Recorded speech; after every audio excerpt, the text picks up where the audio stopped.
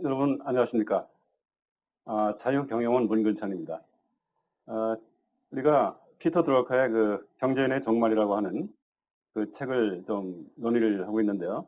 오늘 주제는 그 경제인의 종말, 그 히틀러 시대의 경제 여러 가지 특징 중에 하나인, 사회 특징 중에 하나인 그 비경제인 사회라고 하는 그 특징을 좀 살펴보도록 하겠습니다.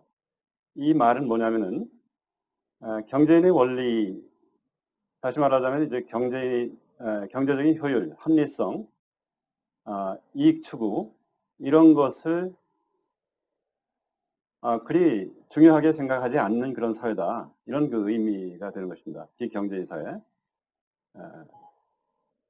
그래서 그 유럽의 그 양차 대전, 그러니까 1차 대전과 2차 대전 사이에 이제 그 시대에 독일 나치즘 이것이 도래가 됐다 그랬죠.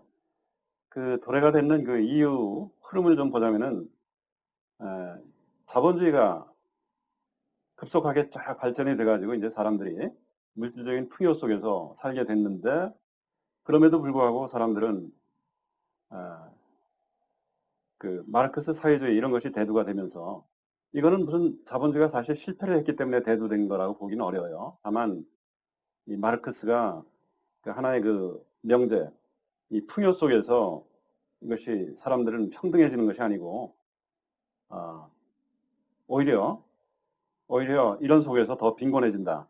이런 식의 어떤 그 명제죠. 이런 거를 이 부각을 하면서 어떤 그 거의 정교적인 그런 어필을 이제 하게 됐던 것이죠.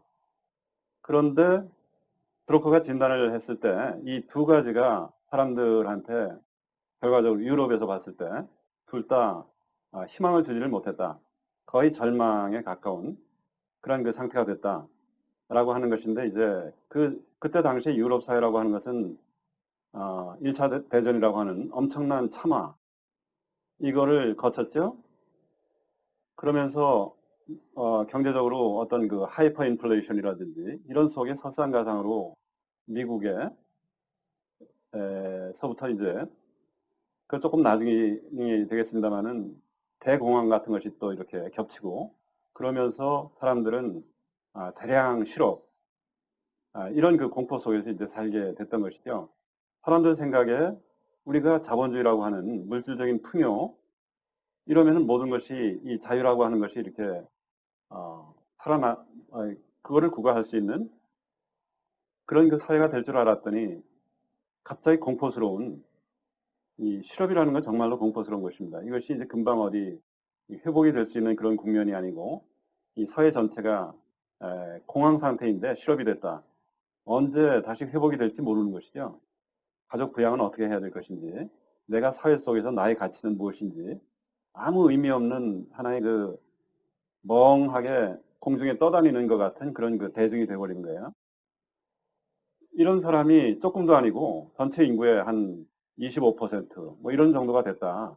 그러면은 이거는 사람들은 그 절망 속에서 뭔가 신속하게 무슨 해결책을 찾아줄 수 있는 무슨 영웅을 찾게 되죠. 그 영웅이 다름 아닌 그 이 현대 역사의 이제 3대 악마 중에 하나인 히틀러였던 것입니다.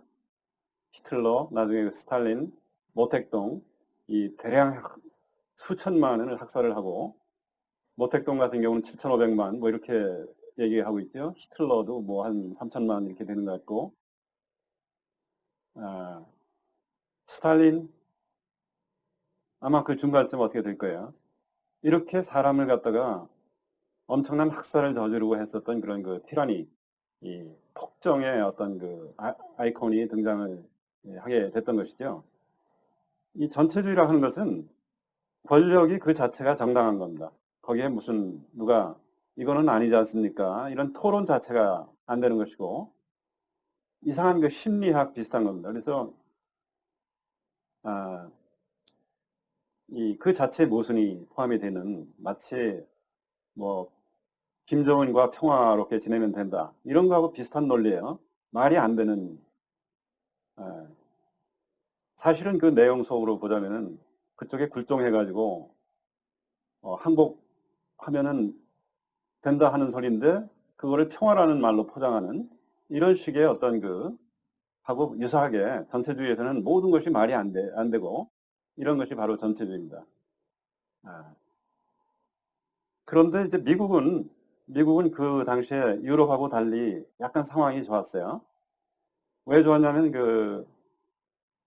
예를 들면 프레더릭 테일러라고 하는 사람이 과학적 관리법 이런 걸 만들어 가지고 이거를 전 미국에 이렇게 급속하게 보급하고 하면서 생산성의 혁명이 일어났습니다. 이런 거를 한 단계 더 응용을 하고 했던 것이 그 포드 자동차죠. 그래서 포드의 그 T형 자동차 이것이 혁신이 얼마나 이렇게 대단했는지 미국의 노동자 이런 사람들은 처음에는 그 귀족이나 탈 그런 그 자동차를 그 이 현장에서 작업을 하는 노동자가 몇 달 월급을 저축해 가지고 자동차를 하나 살 수 있을 정도의 이런 시대가 이제 됐던 것이 미국이죠. 그러니까 미국 같은 경우에 노동자가 마르크스 그 혁명, 사회주의 혁명을 할 필요가 사실 없었던 거예요. 급속하게 중산층이 됐으니까. 이것이 이제 가장 중요한 그 부분입니다. 그러니까 우리 기업체에 지금 우리 사회가 옛날하고 달리 지금 이상해졌다. 이렇게 한탄만 하고 있을 것이 아니라 사실은 모든 문제 해결책은 뭐니 해도 새로운 투자, 이런 속에서 생산성의 혁명을 일으켜가지고 이 사회 전체가, 우리나라 전체가 대학 나온 사람들이 취직 걱정 없고 이렇게 되면은 모든 것이 이제 걱정이 없어지는데 불행하게도 한국은 지난 시간에 말씀드렸던 대로 그 87 체제라고 하는 그 일종의 나중에 알고 봤더니 사회주의 물결이라고 해도 볼 수 있는 그러한 그 시대가 이제 1987년도서부터 시작이 돼서 지금 한 30년 흐른 거 아닙니까? 이거는 경제적인 자유주의 이런 속에서만 보자면은 30년간 지속적인 퇴보를 했던 것이죠. 대기업을 못 살게 굴고 뭐 이렇게 이제 하면서 이것이 민주주의로 포장되어 있는 그 사회주의적인 그 마인드라고 이제 볼 수가 있는 것 같은데 어쩌면 한국인 특유의 본래서부터 이제 그 DNA 속에는 조선조 500년 뭐 이런 걸 다 해가지고 이제 한국인의 어떤 특성을 이제 구성한다라고 봤을 때 혹자는 그런 얘기를 하죠. 한국인은 DNA가 원래가 사회주의적인 그런 DNA가 좀 강하다. 이렇게도 얘기를 하는데 어쨌거나 지금 현재 상태는 그 자유민주주의를 미국처럼 회복을 해가지고 우리가 자유스러운 그 국가를 할 것인지 만들 것인지 아니면은 나락에 빠진 다음에 전체주의 속으로 이제 떨어질 것인지 하는 이 국면에 지금 와 있는 게 아닌가 이런 걱정이 예, 드는 것입니다. 그 걱정이 드는 그 이유는 파시즘 독일 나치 시대의 이제 비경제인 사회 드로커가 얘기했는 non-economic society 이 증상이 한국에도 이제 거의 비슷하게 이것이 이제 만연하고 있는 걸 볼 수 있어요. 경제가 뭐 중요하냐? 무슨 겉포장으로 봤을 때 대의명분이라든지 이런 것이 거짓 포장된 이런 거를 내세우면서 경제는 다 망가져도 좋다. 이런 겁니다. 그런 거죠. 그래서 이 비경제인 사회라 하는 것은 경제를 전혀 중요치 않게 생각하는 그 풍조인데 히틀러가 그렇게 했죠. 한국은 어떻습니까? 한국은 경제민주화라고 하는 이름의 어떤 골목 상권, 뭐 도어라든지 이익이라고 하면 아주 큰일 나는 것처럼 이익이라고 하는 것이 자본주의 사회를 구성하는 그 기본인데 이거를 마치 무슨 죄라도 되는 것처럼 부동산 개발 이익이 있으면 이걸 국가가 환수를 해야 되느니 뭐 그다음에 뭐 이런 여러 가지 최저임금제, 주 52시간 근로제 이런 것도 경제 논리로 따지자면은 이 합리성이 떨어지는 것이죠. 그런데 그런 합리성, 경제적인 합리성에 대한 어떤 토의 이런 자체를 허용을 하지는 않습니다. 이것이 전체주의 시대하고 상당히 유사한 것이죠. 대의명분 뭐 이런 걸 내세우는 게 끝이에요. 그리고 더 한 가지 중요한 부분이 사회 실패의 어떤 책임. 지금 이제 흘러가는 모양으로 보면 이게 사회가 실패하게 돼 있지 않습니까? 이런 책임을 어딘가에 이렇게 뒤집어 씌워야 되는데 히틀러 시대에는 이것이 유대인이고 유대인한테 이 책임을 뒤집어 씌워가지고 유대인의 대량 학살로 이렇게 이 근대사회, 그 현대사회에 가장 큰 불행을 만들었었죠. 근데 한국 사회에서는 그 마녀 사냥의 대상이 현재 재벌이 돼 있는 것 같은 그런 느낌을 저버릴 수가 없습니다. 재벌이 마치 모든 불평등의 원흉인 것처럼. 근데 이제 따지고 보면은 재벌은 한국을 현재까지 세계의 12위권의 어떤 그 경제 대국으로 우리가 살 수 있게 해줬는 이 공로자인데, 이 공로자를 그렇게 무슨 원흉인 것처럼 그렇게 몰아붙이고 OECD 국가 중에서 그 유례가 없는 징벌적인 상속세를 해가지고서 절대로 그 후대한테 물려주지 못하게 한다라든지, 그동안 법인세를 꼬박꼬박 냈는데도 불구하고 이 총수가 죽었으면은 이거를 거기서 끝내야 되는 겁니까? 이걸 국유화하는 것이 맞는 건가요? 이게 아니겠죠. 그런데 이제 한국의 상속세는 재벌에 대해서 65%의 이런 상속세를 내고 나면은 도저히 그 후대에 이렇게 상속이 되지 않게 돼 있는 것이죠. 그래 놓고 혹시 어떤 편법을 쓰나 하는 것을 현미경을 들여다 놓고 보면서 회심의 미소를 지면서 거기서 너 걸렸지 하면서 이제 그 잡아들이고 이렇게 하는 것이 이제 한국의 그 현실입니다. 지배 구조, 이것도 정부에서 이렇게 해라 하는 것을 왜 기업이 알아서 하는 그 지배 구조, 역사적인 어떤 그 배경도 있고 이런 부분을 정부가 전혀 그야말로 경제 원리에 맞게 생각을 했을 때는 참견을 해서는 안 되는 그런 부분인데 이거를 마치 정의라는 부분은 뭔가 해답이 있는 것처럼 그렇게 이제 하고 있는 이 모양새가 현재 한국의 실정이다. 근엄한 표정을 짓고 있는 조선조의 어떤 선비 같은 이런 그 관료들이 지금 많이 있죠.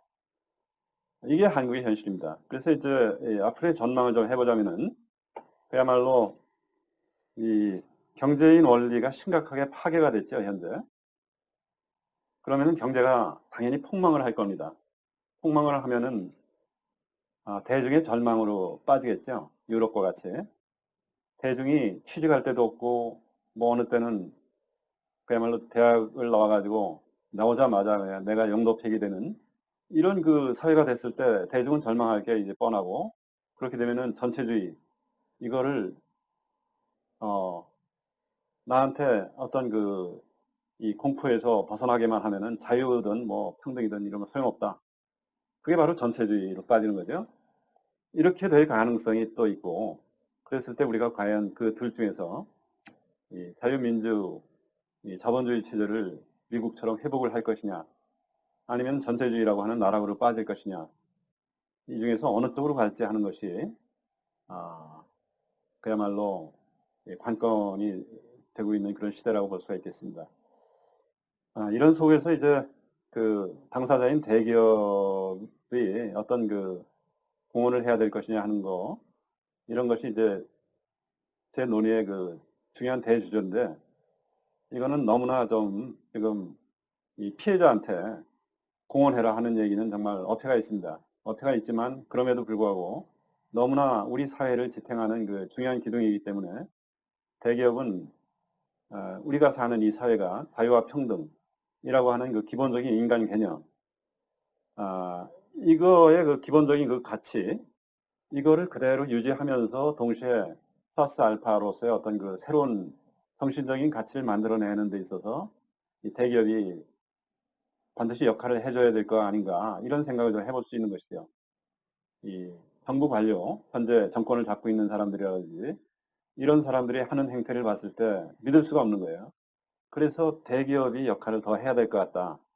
예컨대 사람들이 그 좌절의 나락으로 빠지지 않게 하려면은 이 고용 문제가 심각한데 앞으로 더 심각해질 것인데 완전 고용에 가깝게 하려면은 대기업이 노조 문제를 어, 정말 무슨 희생이 있더라도 이거를 개혁을 해야 되겠죠. 노조를 이렇게 무소불위의 어떤 그 불법을 자행하는 그런 노조를 그대로 안고는 한국 사회가 이 고용 문제 문제를 해결할 수가 없을 거다 하는 거는 이제 누구나 다 알고 있는 부분인데, 왜 그러냐 하면은 노조는 이미 취업이 돼 있는 사람들만을 비정노조라고 하는 말이 있지 않습니까? 그거를 보호했지 밖에 아직 들어와 이 취업의 어떤 그 시스템 내로 들어오지 못한 이 약자, 이런 사람들은 커다란 높은 장벽 바깥에 있는 건데, 노조 때문에 더 들어올 가능성이 적어지면서